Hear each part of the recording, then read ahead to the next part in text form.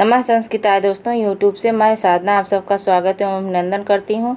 कैसे हैं दोस्तों आप लोग। आशा करती हूँ कि स्वस्थ व्यस्त मस्त होंगे, अपना और अपने परिवार का ख्याल रख रहे होंगे। दोस्तों इसी आशा और विश्वास के साथ दोस्तों आइए आज का पाठ शुरू करते हैं। आज हम लोग फिर से महाकवि कालिदास द्वारा रचित मेघदूतम खंड काव्य लेके हाजिर हुए हैं, जिसमें आज हम लोग मेघदूतम खंड काव्य से 9वें और 10वें श्लोक का अध्ययन करेंगे। वैसे तो झारखंड के पीजीटी में 10 श्लोक तक ही पूछा जाता है, लेकिन हम लोग जो झारखंड के पीजीटी से और यूपी के टीजीटी का भी अध्ययन कर रहे हैं, तो हम लोग पूरे संपूर्ण मेघदूतम का अध्ययन ही करेंगे। 10 श्लोक तक करने के बाद हम लोग जो क्या करेंगे कि उसके संभावित प्रश्न और प्रश्नोत्तरी को देख लेंगे, कुछ बिंदुवार प्रश्नों को देख लेंगे। उसके बाद फिर हम लोग अपने उसी प्रिपरेशन में उसी लगातार जो है आगे के श्लोकों का अध्ययन करते आएंगे। शिव के सिर पर चांदनी जैसी उज्जवल महलों वाली से युक्त अलकापुरी है, और जो है क्या कर और तुम मेघ को कहता है कि तुम जो है तपते हुए का शरण देने वाले हो, और धनपति से मैं अपने प्रिया से भी वियुक्त हो गया हूँ और उसका संदेश लेके जाओ। 8वें श्लोक में जो है वह कहता है मेघ अच्छे से कि जब तुम हवा के सहारे उड़ोगे और ऊपर उठोगे, तो जो है जिसके पति परदेश गए हैं वो बड़े ही उत्कंठा के साथ और बड़े ही आशा के साथ तुम्हें जो क्या करेंगी, अलकापुरी की वनिताएं और अन्य जहाँ से तुम गुजरते जाओगी वहाँ की स्त्रियाँ तुम्हें बड़ी ही उत्कंठा के साथ देखेंगी, क्योंकि उनके जो परदेश गए हुए पति हैं उनके लौटने की उन्हें जो है एक विश्वास हो जगेगा, उनके मन में एक आस जगेगी। और ऐसा करने के लिए जो वह कहता है कि तुम्हारे उमड़ने से बीरा से व्याकुल पत्नी को कौन नहीं उपेक्षा करेगा, कौन उपेक्षा करेगा बताओ। और दूसरा भी जो व्यक्ति मेरे समान है, दूसरों के अधीन आजीविका वाला हो, अर्थात जो परदेश गए हो वो भी अपने पत्नियों के पास लौटना चाहेंगे, और उनकी पत्नियां भी बड़े उत्कंठा के साथ तुम्हें देखेंगी कि उनके पति वापस आएंगे।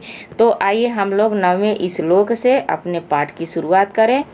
तो ये है 9वां श्लोक जो है ताम चा स्वयं दिवस गणना तत्परामेक पत्नीं व्यापन्नाम विहत गति द्रक्ष्यसि भातृजायाम्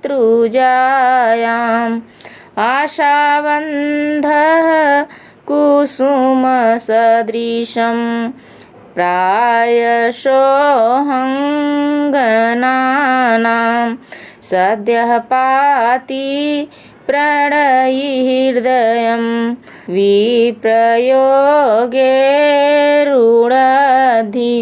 उसके बाद इस प्रस्तुत श्लोक में मेघ यक्ष मेघ से कह रहा है कि तुम जब अलकापुरी जाओगे तो दिवस गणना में यानी दिन को गिनने में लगी हुई मेरी पत्नी को अवश्य जीवित देखोगे। क्या मेरी पत्नी को अवश्य जीवित देखोगे? क्योंकि जो यही बताने की कोशिश इस श्लोक में यक्ष मेघ से कर रहा है। आइए इसके अर्थ को देखते हैं। अर्थ यहाँ से है अविहत गति है। अविहत गति है यहाँ पे है, ये देखिए अविहत गति है। एक मिनट, यहाँ है अविहत गति है। अविहत गति शब्द का अर्थ है कि बेरोक टोक गति वाला, यानी वह यक्ष मेघ से कह रहा है कि तुम क्या हो, तुम जो है बिना रोक टोक, तुम्हें कोई रोक टोक नहीं सकता, तुम बिना रोक टोक गति वाले हो, तुम जहाँ चाहो वहाँ जा सकते हो। उसके बाद कह रहा है कि दिवस गणना तत्पराम, दिवस गणना तत्पराम यानी दिनों की गणना में लगी हुई एक पत्नी। मेघ को अपना छोटा भाई समझ रहा है। कौन? यक्ष मेघ को अपना छोटा भाई समझ रहा है, और अपनी पत्नी को क्या कह रहा है? भाभी, यानी तुम भाभी को, भातृजाया का अर्थ क्या हुआ? भाभी को क्या करोगे? अवश्यम, यानी अपनी भाभी को अव्यापन्नम। अव्यापन्नम का अर्थ होगा कि जीवित, आने की आशा से जीवित। अपनी भाभी को जीवित क्या करोगे? अवश्य, अवश्यम यह चावश्यम आवश्यम यानी अवश्य निश्चित ही, द्रक्ष्यसि मतलब देखोगे, द्रक्ष्यसि मतलब देखोगे।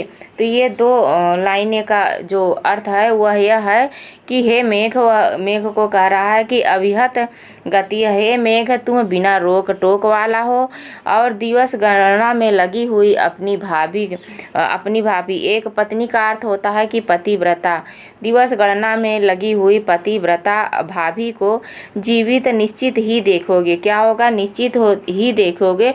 इससे प्रश्न बनता है कि निश्चित क्यों देखेगा? ऐसे बड़े ही विश्वास के साथ यक्ष मेघ से क्यों कह रहा है कि तुम अपनी भाभी को या मेरी पत्नी को जो पतिव्रता है उसे दिवस गणना में लगी हुई तुम की देखोगे। तुम तो बिना रोक टोक के हो, तुम जहाँ चाहो जा सकते हो। और तो बड़े ही विश्वास के साथ वह क्यों कह रहा है? तो यह है कि आशा बंध, इसका अर्थ हो जाएगा आशा बंध। आशा बंध का अर्थ होगा कि आशा का बंधन, आशा बंध, आशा का बंधन। अंगना नाम, हाँ अंगना नाम है ना, तो अंगना नाम यानी महिलाओं का आशा का बंधन, महिलाओं का कुसुम सदृशम, कुसुम सदृशम यानी फूल के समान कोमल होता है। विप्रयोगे, और क्या है? विप्रयोगे, कुसुम के समान क्या होता है? कोमल होता है। विप्रयोगे का अर्थ होगा कि विप्रयोग में यानी वियोग में। सद्यः पाती का अर्थ होगा शीघ्र नष्ट हो जाने वाला है। वह जीवित इसलिए है कि मैं लौट कर आऊँगा, मेरे आने की आशा से वह क्या है? जीवित है। क्योंकि स्त्रियों का जो आशा होता है वह फूलों के समान जो है कोमल, वियोग में शीघ्र ही नष्ट होने वाला होता है। उसके बाद है प्रणयी हृदय। प्रणयी हृदयम का अर्थ होगा कि प्रेमी हृदय को। प्रयास, यहाँ पे प्रयासो है ना, प्रयास का अर्थ होगा कि प्रायः रुणद्धि मतलब रोके रहता है। मेघ यहाँ से कह रहा है कि आशा बंधन हंगना नाम, यहाँ देखिए जीवित क्यों देखोगे? क्योंकि आशा का जो बंधन होता है स्त्रियों का फूलों के समान वियोग में सद्यः पाती शीघ्र ही नष्ट हो जाने वाला, क्या होता है? शीघ्र ही नष्ट हो जाने वाला होता है।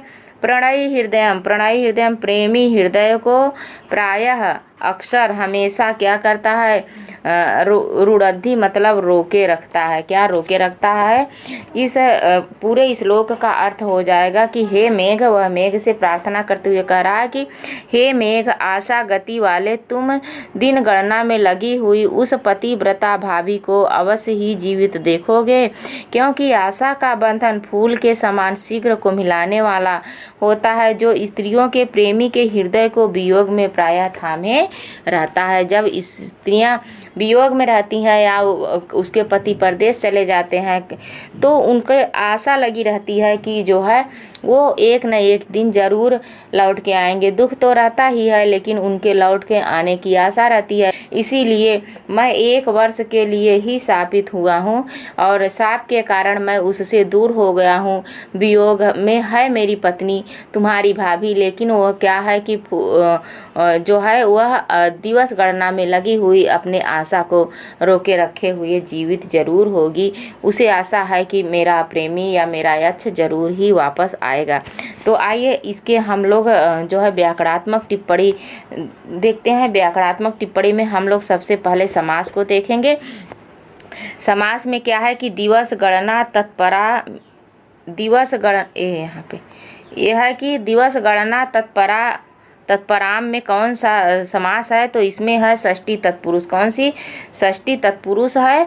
और इसमें षष्ठी तत्पुरुष इसका विग्रह होगा कि दिवसा नाम गणना नाम तस्याम तत्परा ताम, यानी जो होगा तत्परा दिवस गणना में लगी हुई, दिवस की गणना जो कर रही है। अव्यापन्नम, यहाँ पे है अव्यापन्नम शब्द का में कौन सा समास है? तो इसमें अव्यापन्नम न व्यापन्नम यानी नए तत्पुरुष समास है। कौन? नए तत्पुरुष समास है दोस्तों। और उसके बाद एक पत्नी, यहाँ पे एक पत्नी में कौन सा समास है? एक पत्नी में कौन सा समास है? तो एक पत्नी में बहुव्रीहि समास है। कौन बहुव्रीहि समास है? इसका जो है विग्रह होगा कि एकः पत्नी यस्याः सा एक पत्नी, एकः पत्नीः यस्याः सा एक पत्नी, यानी बहुव्रीहि समास है। उसके बाद एक पत्नी चासौ पत्नी ताम, एक पत्नी इसमें अच्छा कर्मधारय भी इसमें हो जाएगा। किसमें? एक पत्नी में। एका चासौ पत्नी ताम, एक पत्नी कर्मधारय हो जाएगा। और एकः पत्नी यस्याः सा एक पत्नी बहुव्रीहि हो जाएगा। उसके बाद यहाँ पे आता है भातृजाया। भातृजाया में कौन सा समास है? तो भातृजाया में भी षष्ठी तत्पुरुष समास है। कौन? षष्ठी तत्पुरुष समास है। षष्ठी तत्पुरुष समास का विग्रह देखिए कि भातुः, भ्रातुः जाया, भातृजाया षष्ठी तत्पुरुष समास है। अविहत गति, अविहत गति हमें यहाँ देखिए, अविहत गति में कौन सा समास है? तो अविहत गति हमें बहुव्रीहि समास है। कौन सी? बहुव्रीहि समास है। तो बहुव्रीहि समास इसके जो है विग्रह को देखते हैं। अविहता गति है यस्य सः, अविहता गति है यस्य सः, अथवा न विहता गति यस्य सः, दोनों तरह पे इसमें बहुव्रीहि समास है। उसके बाद आशाबंध। आशाबंध क्या है? आशाबंध में कौन सा समास है? तो आशाबंध कर्मधारय समास है और षष्ठी तत्पुरुष समास भी है। तो कर्मधारय समास का विग्रह देखते हैं। आशाबंध में आशा एव बंध, क्या? आशा एव बंध कर्मधारय हो जाएगा। आशायाः बंध में षष्ठी तत्पुरुष हो जाएगी। कौन सी? षष्ठी तत्पुरुष। उसके बाद है हमारा कुसुम सदृशम। कुसुम सदृशम में कौन सा समास है? तो इसमें तृतीया तत्पुरुष है। क्या? तृतीया तत्पुरुष समास है और इसका विग्रह होगा कुसुमेन सदृशम। कुसुमेन सदृशम तृतीया तत्पुरुष समास है। उसके बाद अगला समास आता है कि सद्यः पाति। ये देखिए सद्यः पाति है, तो सद्यः पाति में सद्यः पतीति तच्छीलम, यानी इसमें उपपद समास है। कौन? उपपद समास, उपपद समास है। उसके बाद ये हो गया। इसके बाद आइए प्रत्यय को देखते हैं कि किसमें क्या कौन सा प्रत्यय लगा है। तो गणना, ये देखिए गणना शब्द है ना, गणना शब्द कैसे बना है? तो ये गढ़ से बना है। गढ़ धातु ऋच प्रत्यय और युच प्रत्यय और टाप प्रत्यय से बना है। गति शब्द कैसे बना है? इसमें गति भी है, यहाँ पे ये है गति शब्द कैसे? गम प्लस गम धातु है और कितन प्रत्यय है। क्या? कितनी प्रत्यय है, कितन प्रत्यय। विहत, विहतः कैसे बना है? ये विहत शब्द कैसे बना है? विहन अक्त से, वि उपसर्ग हो गया, हन धातु हो गया, अक्त प्रत्यय हो गया। उसके बाद यहाँ पे हमारा बनता है बंध शब्द कैसे बना है? बंध और घय धातु से। किससे? बंध धातु से, घय प्रत्यय से। बंध धातु घय प्रत्यय, ये बंध धातु हो गई, बंध धातु, और ये क्या हो गया? घय प्रत्यय से। उसके बाद प्रयासा शब्द कैसे बना है? प्रयासा शब्द यहाँ पे है प्रयासो, प्रयासा शब्द बना है प्राय प्लस सस उपसर्ग, सस प्रत्यय से। क्या है? प्राय जो है ये धातु है और यहाँ पे सस क्या है? प्रत्यय है, सस प्रत्यय है। हंगना कैसे बना है? हंगना, ये आहंगना अंगना बना है अंग नंग टाप से। किससे? अंग से और नंग से और प्लस टाप से बना है अंगना। सद्यः पाति शब्द कैसे बना है? तो सद्यः पाति शब्द बना है सद्यस शब्द से। सद्य शब्द और प्लस बना है पत शब्द और प्लस बना है ऋणी शब्द से। किससे? ऋणी से। और विप्रयोगे शब्द यहाँ पे है, विप्रयोगे शब्द बना है प्र उपसर्ग से, वि उपसर्ग और प्लस प्र उपसर्ग और प्लस बना है युज धातु से। किससे?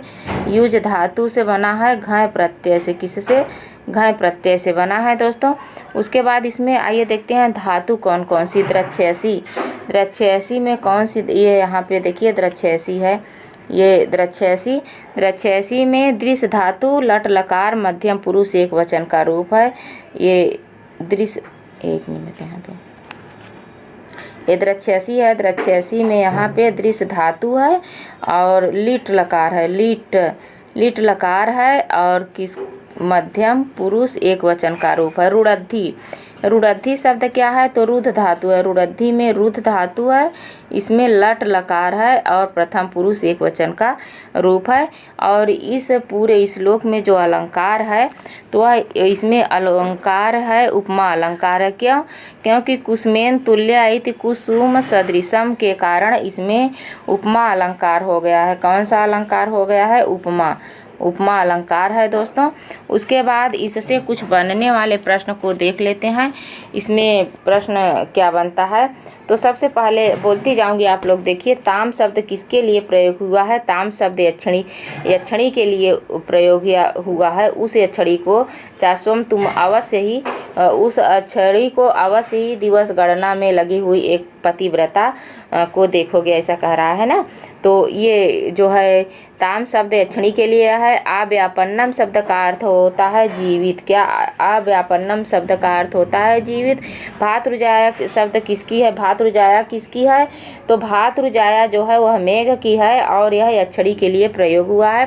द्रच्छसी में कौन सा लकार है तो अभी बताएं, लिट लकार, प्रथम मध्यम पुरुष एक वचन का रूप है। यक्ष ने मेघ को क्या माना था तो अपना छोटा भाई माना है, तभी तो वह उसकी भाभी हुई। साप के दिवस गणना में साप के दिन यक्षणी क्या करती है? साप के दिन यक्षणी क्या कर रही है? गणना कर रही है फूलों से दिन की गणना कर रही है। यक्षणी दिवस गणना किस आशा से कर रही है? उसका यक्ष वापस एक दिन जरूर आएगा, इस गणना से कर रही है। एक पत्नी में कौन सा समास है तो एक पत्नी में बहुव्रीहि समास है। कौन बहुव्रीहि समास है? गति में धातु और प्रत्यय बताइए तो गम और कितन धातु है। गम धातु है, कितन प्रत्यय है। अविगतीय में कौन सा समास है तो अविगतीय में भी बहुव्रीहि समास है। एक पत्नी, अविगति में भी बहुव्रीहि समास है दोनों में। उसके बाद आशाबंध में कौन सा समास है तो आशाबंध में कर्मधारय समास है। यहाँ पे है आशाबंध में कौन सा समास है? कर्मधारय समास है, बता चुके हैं। अंगना नाम का क्या अर्थ होगा तो सुंदर अंगों वाली। अंगना नाम का अर्थ होता है सुंदर अंगों वाली स्त्री। रुड़द्धि में कौन सा लकार है? लट लकार, प्रथम पुरुष एक वचन का रूप है। रुड़द्धि प्रथम पुरुष एक वचन का लट लकार का रूप है। आशाबंध में कौन सा अलंकार है तो आशाबंध, खाली आशाबंध शब्द पूछेगा तो इसमें रूपक अलंकार है। क्या रूपक अलंकार है? पूरे श्लोक में जो है उपमा अलंकार है। यहाँ पे कुसुम सदृशम में उपमा अलंकार है। उसके बाद होती है स्त्रियों का आशा बंधन। कैसा होता है तो स्त्रियों का आशा बंधन कुसुम सदृश, कुसुम के समान होता है। द्रच्छसी भातृजाया के अनुसार कौन अपनी भाभी को देखेगा तो मेघ देखेगा। कौन अपनी भाभी को कौन देखेगा? मेघ देखेगा।